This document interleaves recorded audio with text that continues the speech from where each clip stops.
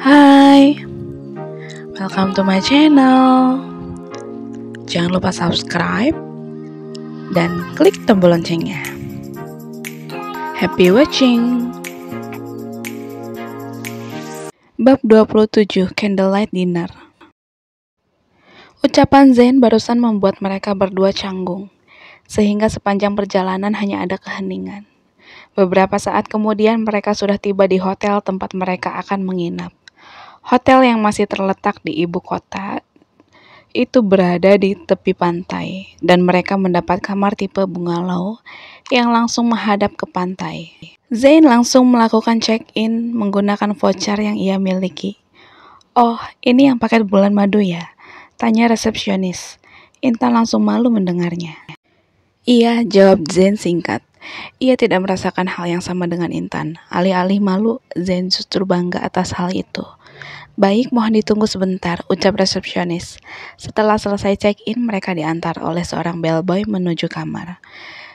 Jika pasangan lain akan berjalan dengan mesra, minimal gandengan tangan. Lain halnya dengan pasangan yang satu ini. Mereka berjalan masing-masing seolah tidak saling kenal. Mereka berjalan melewati beberapa bungalow yang ada di tepi pantai tersebut. Angin sore itu begitu sejuk. Suasananya pun sangat romantis. Memang tempat itu cocok untuk pasangan yang berbulan madu. "Ini kamarnya," ucap bellboy tersebut. Kemudian ia membukakan kunci pintu kamar tersebut dan memasukkan barang milik mereka ke kamar itu. "Oke, terima kasih," sahut Zain. Ia pun masuk ke bungalow tersebut. "Ada yang bisa dibantu lagi?" tanya bellboy. "Tidak, terima kasih," jawab Zain, sambil memberikan tips pada orang tersebut. Bellboy itu pun pamit, undur diri dan meninggalkan mereka. Zain berdehem karena melihat Intan berdiri mematung seperti orang bingung.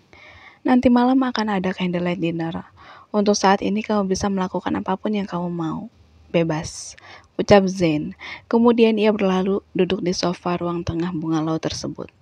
Intan terkesiap. Ia bingung harus melakukan apa.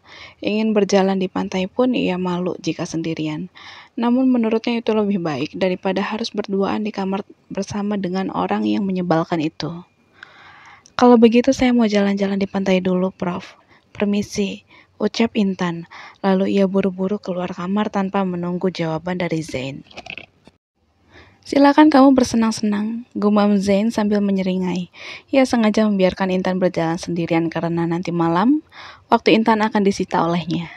Setelah Intan pergi, Zain sibuk membuka ponselnya. Ia mencari kiat sukses malam pertama. "Aku tidak boleh gagal. Malam ini harga diriku dipertaruhkan," gumam Zain. Ia merasa harga dirinya akan jatuh jika sampai dirinya gagal memuaskan Intan. Zain menelan saliva saat membaca tips dan trik malam pertama di salah satu artikel yang ia buka. Rasanya tenggorokan Zain kering karena pikirannya berkelana. Jika aku terus membacanya, bisa-bisa aku kalah sebelum berperang. Oke, yang penting aku sudah mendapat garis besarnya. Aku pun yakin pasti bisa melakukannya, ucap Zain. Setelah itu ia beranjak dan memutuskan untuk mandi. Ia berendam dan menggunakan lulur, sebab Zain ingin memberi kesan terbaik untuk istrinya. Sementara itu Intan sedang melamun di tepi pantai. Rasanya ia ingin melarikan diri dari tempat itu, sebab malam ini kesuciannya dipertaruhkan. "Apakah aku harus hidup selamanya dengan pria menyebalkan seperti dia?" gumam Intan. Sesekali ia menendang pasir karena merasa kesal. "Arr!" Intan berteriak sekencang mungkin untuk melepaskan kegelisahan yang sejak tadi menghantuinya. "Kenapa sih aku harus nikah sama cowok nyebelin kayak dia? Apa di dunia ini gak ada cowok yang jauh lebih baik yang bisa jadi suami aku?" keluh Intan. Baginya menikah dengan Zain sudah seperti nightmare. Apalagi saat tadi di jalan Zain sudah meminta haknya secara tidak langsung.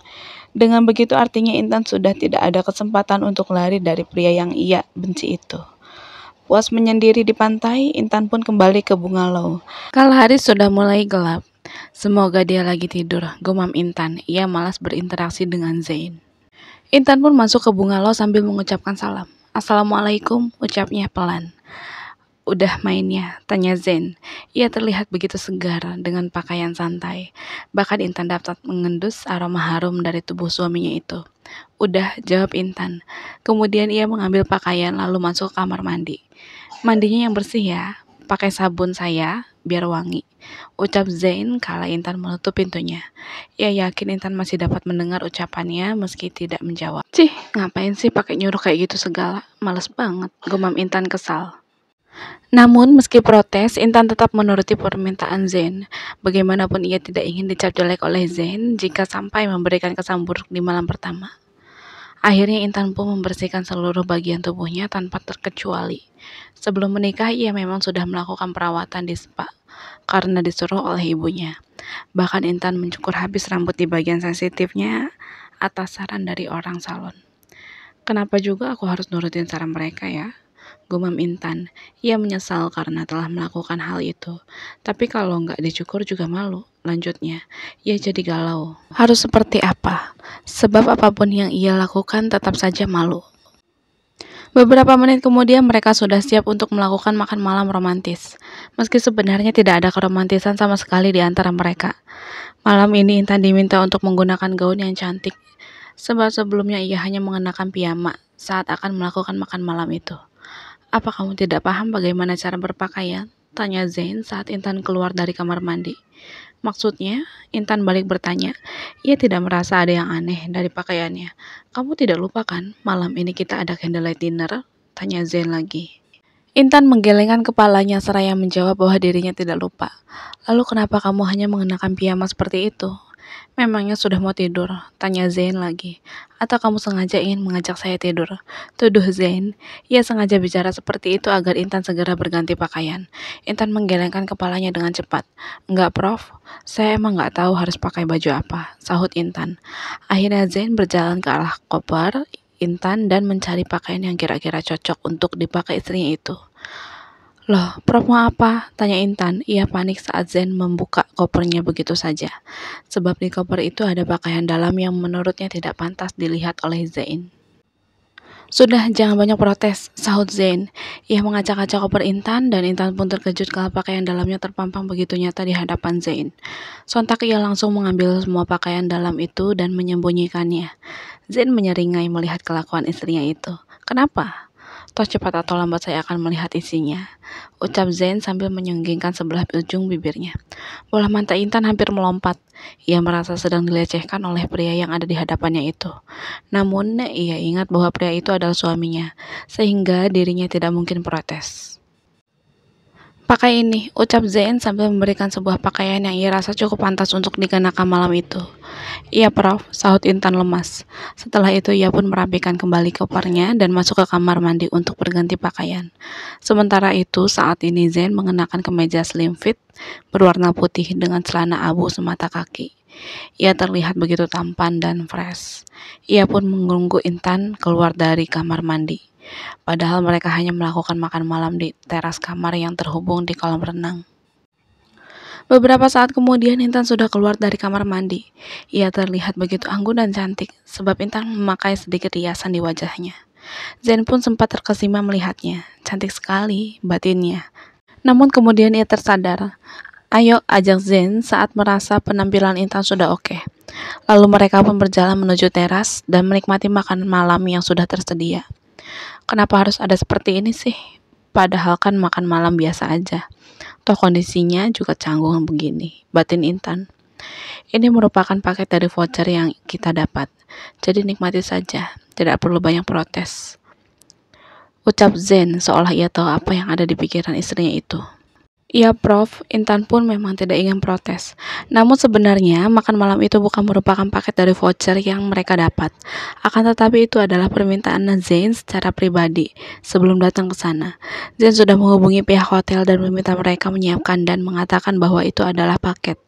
Apa kamu suka makanannya? Tanya Zain. Suka, Prof. Sahut Intan singkat. Suka sih, tapi mendadak jadi gak enak karena dengar suara dia, batin Intan.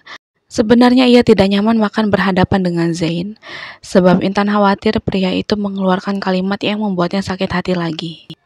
Mereka menikmati makanan tanpa mengeluarkan sepatah kata pun, seolah tidak saling kenal. Selesai makan, Intan tidak berani beranjak lebih dulu, sehingga ia hanya duduk diam menunggu Zain pergi dari tempat itu.